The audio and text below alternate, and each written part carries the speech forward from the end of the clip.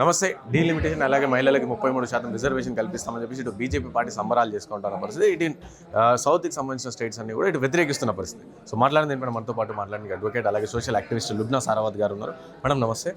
బోలియే madam, ఏం చెప్తారు madam? అంటే ఇటు బీజేపీ పార్టీ ఏమో డీలిమిటేషన్ చేస్తాం అలాగే 33% రిజర్వేషన్ ఇస్తామని చెప్పి బీజేపీ పార్టీ చెప్తాను. ఇటు ఇంకోవైపు బీజేపీ పార్టీ నాయకులందరూ ఇక్కడ మహిళలందరూ కూడా ర్యాలీలు చేస్తూ ఉన్నారు.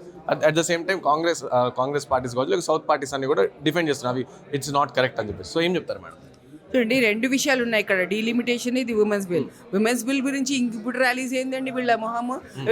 2023లోనే పాస్ అయిపోయింది, మొత్తం యాక్ట్ అయిపోయింది కదా. అది మనం ఒపోజిషన్ మొత్తము, మన ఖార్గే గారు కూడా అందరం ఏమన్నాం మనము 2023లో పాస్ అయిన కాడికి 2024 ఎలక్షన్స్లో పెట్టండి ఆ రిజర్వేషన్ అని చెప్పినాం కదా. మరి అప్పుడు ఎందుకు చెప్పలేదు? అప్పుడు ఎందుకు పెట్టలేదు? ఈ రోజు దాకా దానికి కారణం చెప్పలేదు వాళ్ళు. ఏమన్నారు అప్పుడు? డీలిమిటేషన్, సెన్సస్ రెండు వాడినారు అప్పుడు. సరే, అసలు అవి కారణాలు కానే కాకూడదు. ఎందుకంటే మీరు హాయిగా పెట్టొచ్చు, కానీ మీరు పెట్టలేదు. మీ కుట్ర మైండ్లో ఏముంది? ఇంకా అవి ఎవరికో క్యాదిన్నాయని మీరు అనుకున్నారు, అంతే అనుకున్నారు. కానీ ఎంపవర్ చేసేద్దాం మోకా ఉన్నది అని చెప్పి అనుకోలే మీరు. సరే, ఇప్పుడు ఏంది కుట్ర? ఇప్పుడు ఎందుకు తీసుకొచ్చినారు మళ్ళీ ఆ పాయింట్ అంటే నేను చెప్తాను. ఇప్పుడు వీళ్ళు డీలిమిటేషన్ అన్న కిరాతకం తీసుకొచ్చినారు. వీళ్ళకి తెలియదు అది కిరాతకం అని తెలుసు వాళ్ళు. ఎందుకంటే డీలిమిటేషన్ మీరు ప్రజల వెల్ఫేర్ కోసం చేస్తున్నారా? ఆ ప్రజలకు ఇంకా డెమోక్రసీ ఇవ్వాలని చెప్తున్నారు కాదు కదా. మీ డెమోక్రసీ క్వశ్చన్ రోజు చూస్తూనే ఉన్నాం, కిందికి పాతాళంలోకి వెళ్తూ ఉంది మీ డెమోక్రసీ, మీ ప్రజాతంత్రం. అయితే వీళ్ళు ఈ డీలిమిటేషన్ అన్నది వాళ్ళకి నంబర్స్ పెంచుకోవాలా గబగబా. నంబర్స్ ఎందుకు పెంచుకోవాలా? మేము ఎప్పటి నుంచో హిందూ రాష్ట్రాన్ని పెట్టుకోవాలా. అదిగో ఆ కిరాతకం ఉన్నాడు కదా, నెతన్యాహు అన్న కిరాతకము. ఆయన 2017 ఎప్పుడో ఆయన వాళ్ళ నెసెట్లో వాళ్ళు జూయిష్ స్టేట్ అని పాస్ చేసుకున్నారు. అప్పటి నుంచి వీళ్ళ ఎంపీలందరూ చెప్తూనే ఉన్నారు దట్ మేము హిందూ రాష్ట్రం కావాలా, హిందూ రాష్ట్రం కావాలా అని. సో ఆ హిందూ రాష్ట్ర డెఫినేషన్ ఈ రోజు దాకా మేము ఇవ్వడం వినలే. హిందూ రాష్ట్రం అంటే జీరో కరప్షనా, జీరో పొల్యూషనా, స్త్రీలకి ఫుల్ అర్ధరాత్రి కూడా మన బాబు గాంధీజీ చెప్పినట్టు అర్ధరాత్రి కూడా స్త్రీలు మొత్తం నగలేసుకుని హాయిగా వెళ్ళగలదా? ఇంకేంటి, ప్రతి నిరుద్యోగం అంటూ ఉండదు. తర్వాత ప్రతి మనిషికి మధ్యన ట్రస్ట్ ఎక్కువ పెరుగుతుంది. మొహబ్బత్ సే అయితే హేట్ లించ్ అని ఉండదు. ఎవరిని చంపుకోవడం అంటూ ఉండదు. జీరో మర్డర్ ఉంటుంది. ఇలాంటివి ఏమైనా ఉన్నాయి? విన్నామా ఎప్పుడైనా? ఊరికే హిందూ అని చెప్పి హిందూ అన్న మతం పేరు ఇక్కడ ఎట్లయితే ఎంఐఎంఓవైసీ వాడతాడో ముస్లిం అని, అదిగో వాళ్ళేమో హిందూ అని వాడుతున్నారు. కేవలం ఆ హిందూ మాటతో మన దగ్గరికి ఎగిరొచ్చి వస్తారు అనేసి ఇప్పుడు అందరూ కళ్ళు తెచ్చుకున్నారు, భ్రమ నుంచి బయటపడినారు. అదే మంచిది మన దేశానికి. పైగా ఇందులో మనము ఒక సదర్న్ స్టేట్స్ నుంచి మనం ఏదైతే చెప్తున్నామో ఇందులో చాలా చాలా అసలు సైంటిఫిక్గా లేదండి. ఇది పాయింట్స్ ఏంటి తెలుసా? వీళ్ళు ఫస్ట్ ఆఫ్ ఆల్ అయితే బిల్ పెట్టక ముందరే కన్సల్టేషన్ పెట్టాలని పార్లమెంట్లో రూల్ ఉంది, 2014 రూల్. అది వాళ్ళు అసలు చేసి ఫాలో అవ్వట్లేదు. వీళ్ళు గ్లోబల్ అంటారు కదా, మీరు గ్లోబల్ ఎగ్జాంపుల్ ఇస్తాను. యూకేలో వాళ్ళకి రూల్ అస్సలు ఒక్క బిల్లు కూడా పాస్ అవ్వక ముందర ఫస్ట్ స్టాండింగ్ కమిటీకి వెళ్ళిపోతుంది. అట్లాగే దీనికి ఇప్పుడు కమిటీకి పెట్టాల్సిందే, పార్లమెంటరీ స్టాండింగ్ కమిటీకి పెట్టాల్సిందే. ఆ కమిటీలో ప్రపోర్షనేట్గా అన్ని పార్టీలు ఉండాల్సిందే.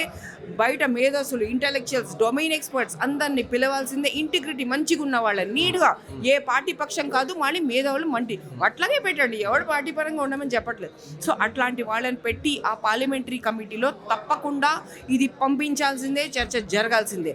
ఇది ఎందుకు జరగాలి అన్నది పాయింట్. ఇప్పుడు చూడండి, యాజ్ ఇట్ ఈస్గా కేవలం ఒక 70 డేస్ మాత్రమే అట్లా ఉన్నాయి. యూకేలో అయితే 150 డేస్. అదొక చిన్న క్షేత్రం మన రాష్ట్రంలో, అయినా అన్ని ఉన్నాయి వాళ్ళకి. అయితే దాంట్లో ఒక 0 అవరే తీసుకోండి, ఫ్రీ వీలింగ్ అవర్ అది. అందులో ఇప్పుడు కూడా లాటరీ వేసి తీస్తున్నారు. 850లో ఎవడండి అడిగేది? ఎవడికి టైం? అవే 24 అవర్స్ కదా. మీరు మీరు డేస్ పెంచుతారని చెప్తున్నారు, అసలు ఏం చెప్పట్లేదు మీరు. మేము ఇంత నంబర్ పెంచుకోవాలని చెప్పి రూల్స్ అన్ని మార్చేస్తున్నారు. ఏంటి? పైగా ఎవడండి డీలిమిటేషన్ కమిషన్?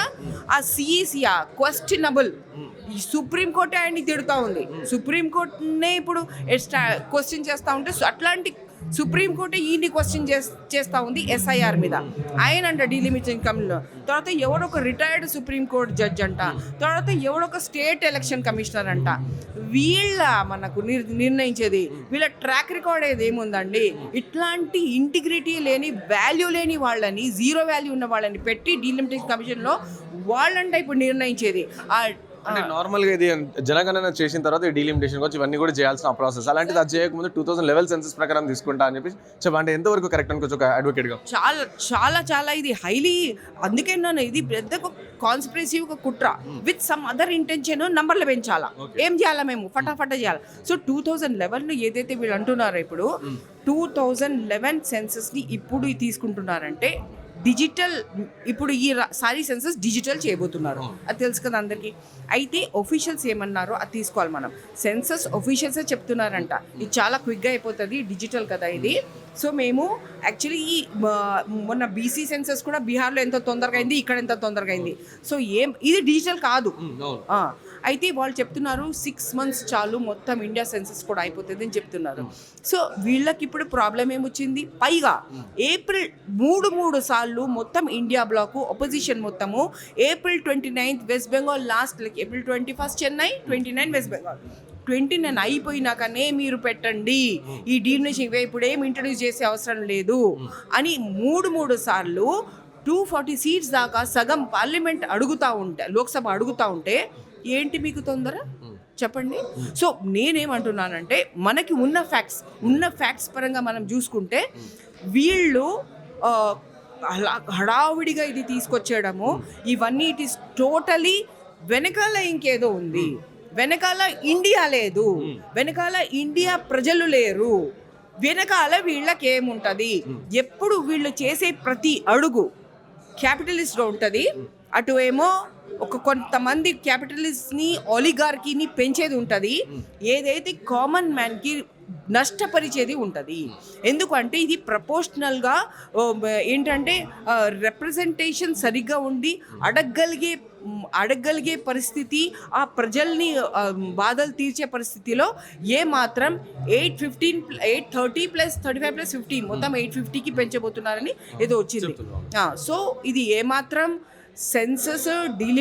సెన్సస్ లేకుండా డీలిమిటేషన్ చేయడం, పైగా అది ఏమో ఒక ప్రపోర్షనేట్గా వెల్ఫేర్ పరంగా ఏంటి అన్నది చర్చ లేకుండా చేయడం చాలా అన్సైంటిఫిక్, చాలా అన్డెమోక్రటిక్. ఎట్టి పరిస్థితుల్లో మేము ఇది కానివ్వం. అంటే ఎవరైతే డీలిమిటేషన్ వ్యతిరేకిస్తున్నారో వాళ్ళందరూ కూడా మహిళా సాధికారతగా సంబంధించి మహిళలకు 33% వ్యతిరేకిస్తున్నారు అని చెప్పేసి కూడా బీజేపీ పార్టీ ఈ విధంగా ఈ సైడ్ తీసుకొస్తాం, ఈ లైన్ తీసుకొస్తుంది. ఏం చెప్తారు మేడం? లేదండి, చూడండి వాళ్ళు ఏ లైన్గా తీసుకున్నా నేను చెప్పాను కదా, డీలిమిటేషన్ అన్నది ఒక తప్పుడు రకంగా తీసుకొస్తున్నారు. ఆ తప్పుడు రకంగా తీసుకోవడానికి కొంచెం డైవర్షన్ ఏముంటుంది, ఈ ఉమెన్స్ అన్ని తీసుకొస్తున్నారు. ఉమెన్స్ గురించి ఆల్రెడీ నేను మీకు చెప్పాను క్లారిటీతో. 23లో పాస్ చేసినప్పుడే మొత్తం అపోజిషన్ చెప్పింది నీకు 24లో ఎలక్షన్స్లో పెట్టవయ్యా అని. ఎందుకు పెట్టలేదు నువ్వు? ఎందుకు పెట్టకుండా ఇప్పుడు మళ్ళీ డీలిమిటేషన్తో పాటు తీసుకురావడం ఏంటి?